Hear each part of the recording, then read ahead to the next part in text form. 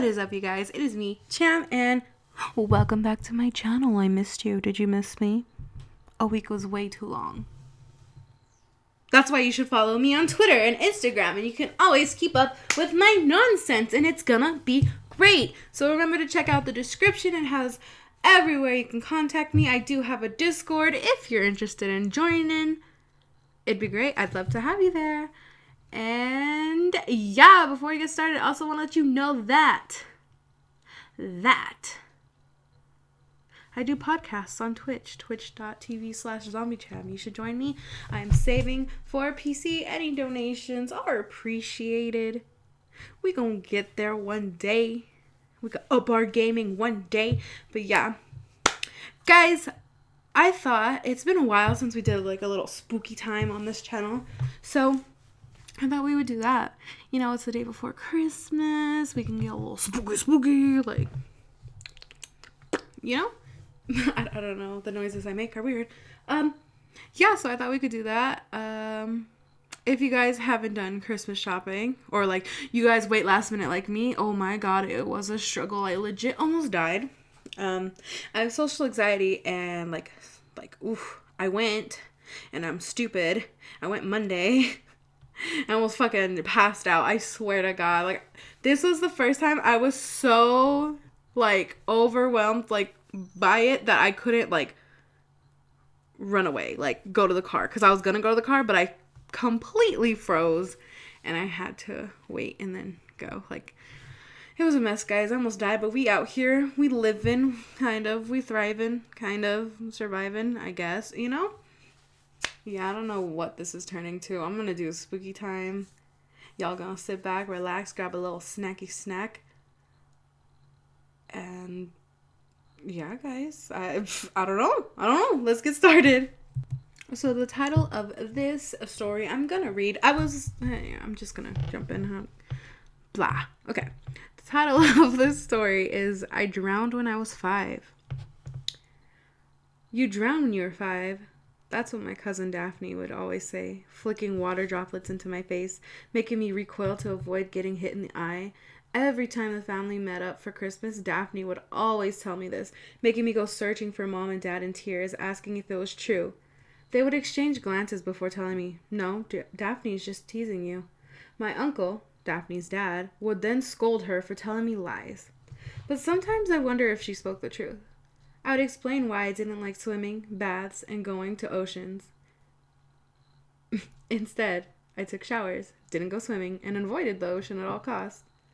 I also had no recollection of my earlier years of life, which is normal, I suppose, but it always bothered me how much I don't remember. Usually you have a memory or two that would come to you randomly or something that makes you wonder, was that a real memory or was it a dream? My only memory of early life was when I was 6, playing with several other children. We were playing tag. I'm married now, with a wife, but sometimes I'm trying to fall asleep. I try my hardest to reach into my mind and pull something forth. What was preventing me from remembering my early days? I'd ask my wife, frustrated. Courtney, my wife, would be holding our baby and smiled apologetically to me and would say, maybe you're just one of those people who don't have a good memory. I wish I could remember things and figure out if I really drowned, I said one day. Be careful what you wish for, Courtney teased. Your memory might come back and turns out you're actually a demon. I should have been careful what I wished for. Dad passed away from heart failure a few years ago, and a week ago, Mom also died. My adoptive siblings, Troy and Anna, greeted me at the door of Mom's house. Troy, the rather emotional fellow of the three of us, welcomed me home with a bone-crushing hug. Anna smiled sadly. Good to see you, Hector. So, should we begin? I asked after depositing my suitcase in the old bedroom. Anna, who had been in charge of our parents' legal stuff, had already taken care of everything. We got a decent inheritance, a lot of money, and a few precious items. But we now had to comb through the house, deciding what to keep and what to sell. We would start on the first floor, starting in the living room, before slowly making our way throughout the rest of the house. Anna and I had both agreed to let Troy take the house, even though he protested. Eventually, we made our way to the attic, which was very big. We went through boxes, each one of us finding a box with our names written on it. We lugged around the boxes to our rooms.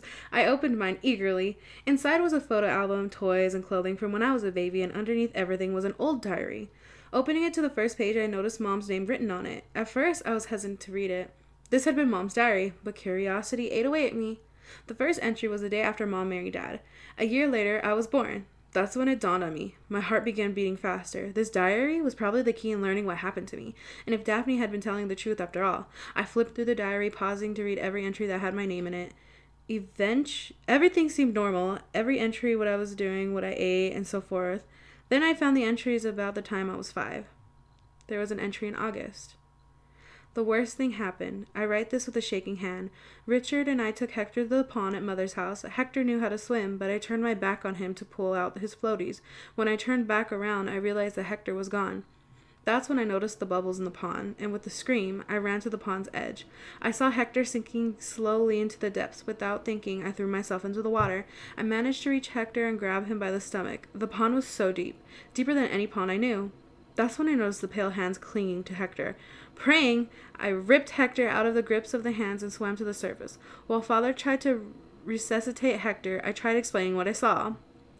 Mother, several sentences were covered in black ink, hiding what was once written on the paper, and Richard didn't believe me. Other entries went on at length with what she saw and how I had no memory of what happened.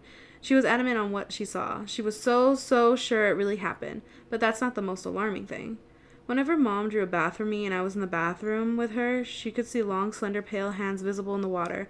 That's when she pulled the plug from the bathtub and started giving me a shower.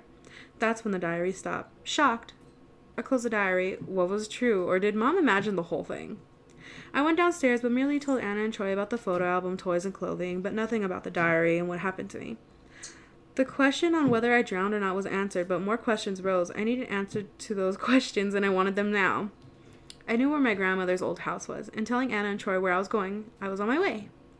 When I knocked on the door, I was surprised when Daphne answered the door. "Oh," she said, frowning. "It's you." "It's me," I answered quietly. Even though I had grown taller than her, she still intimidated me. The rather unpleasant memories of her came flooding back. "Why are you here?" "I live here now," she said, opening the door and inviting me in. As she poured me tea, she spoke. "I know why you're here." "Why am I here?" I asked, rather rudely. "You want to know the truth," Daphne said. "I'm not here to stop you, but I must warn you to be careful. I told her you'd be back here. She laughed at me. She did. Don't be stupid. He doesn't know." She smirked, but I proved her wrong. I knew. Yes, I did. She sat down. "Granny never liked your mom. Not like hated her, but disliked how your mom put herself in danger always playing in that pond in the back.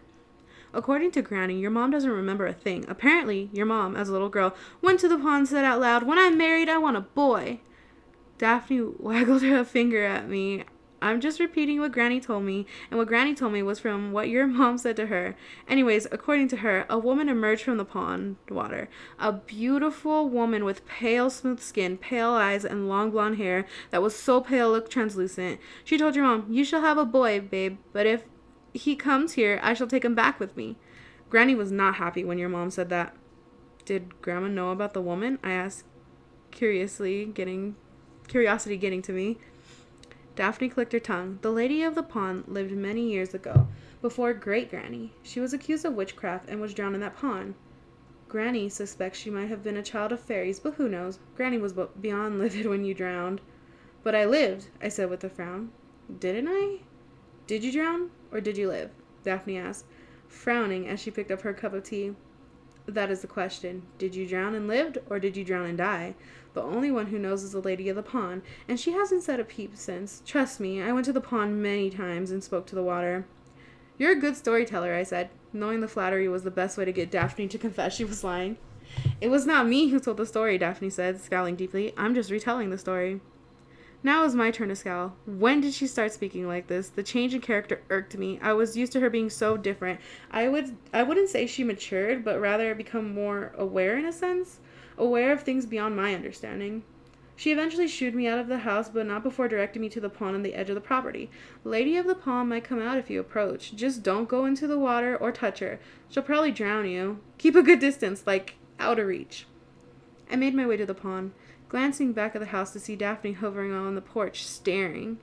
When I reached the pond, I stood a few feet away from the edge, feeling rather stupid. For all I knew, this was a prank from Mom, with Daphne in on it. But My doubt gave away a shock when I realized with a jolt I was staring at a woman's face.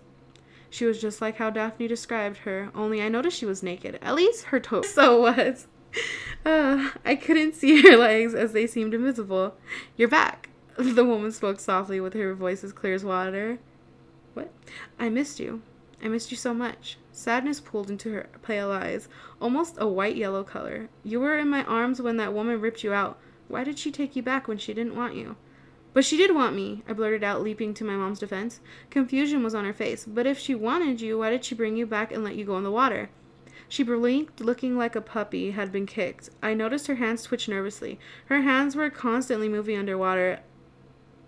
I watched as you ran into the water. That's when I reached to hug you and let you sink. You looked so happy. That's when I noticed she jumped into the water and ripped you out of my arms. But I ran into the water, I argued. The lady sank a bit so the water was covering her mouth and nose. Her big eyes were displeased. A silence grew between us. The lady spoke again. I told her a long time ago, if you no longer want him, bring him back here. I frowned. She did want me. She was a child when you spoke to Mom. Of course she wouldn't remember meeting you. Frustrated, I rubbed my forehead. It seemed like she mistook my mom's action, which caused me to almost drown. I edged a bit closer to the pond.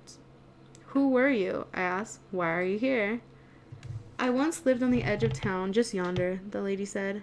I was the healer of the town, in a sense. I was accused of witchcraft, and they drowned me here. I've always been here, watching through the surface as the years passed.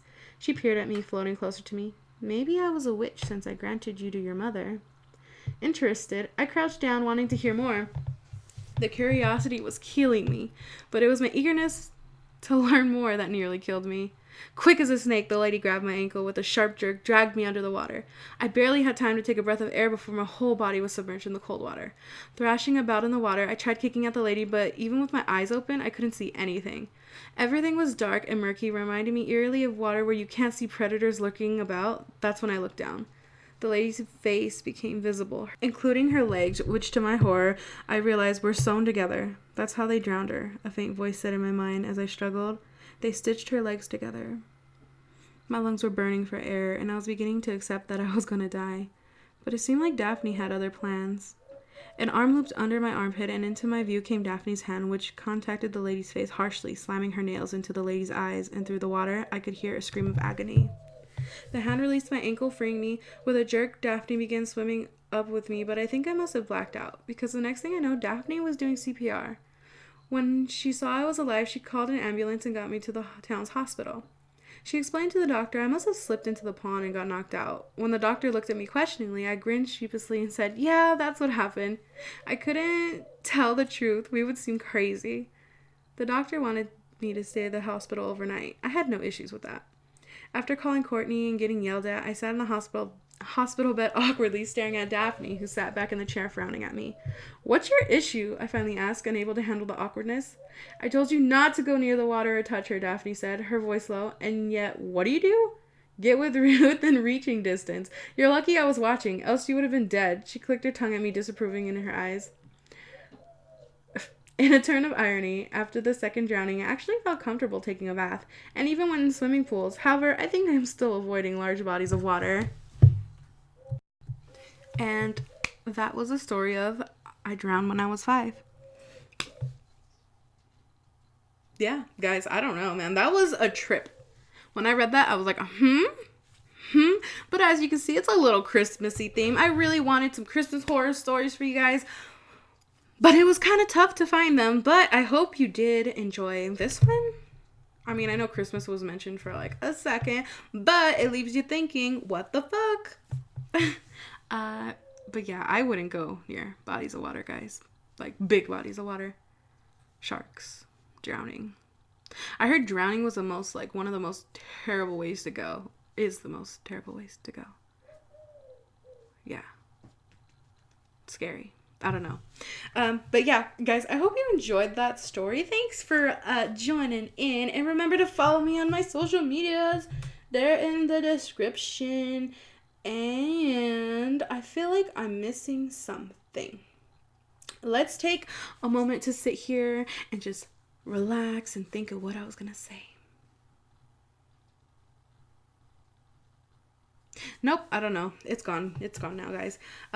Please share this with your friends and share my Twitch and yeah, guys, join my Discord. I remember what I was going to say. I was going to say that on my Twitch, we are doing dream interpretations.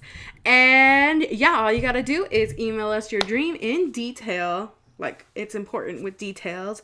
And we can get back to you and we'll have it on my podcast. So if you're interested in having your dream dissected, remember, it can be anonymous. You can say like, hey, please don't say my name or anything. And I won't at all. Yeah, that's all you got to do. And email us your Discord names as well, like the full thing with the numbers, so we can contact you and let you know when it's going to be up. So, yeah, if you guys are interested in having your dreams interpreted, I suggest emailing us. You can find the email in my description, so remember to check that out. Check out my friends, check out the panels, check out everything, guys. Yeah, that's it. I'm going to go, and Merry Crisis. Bye!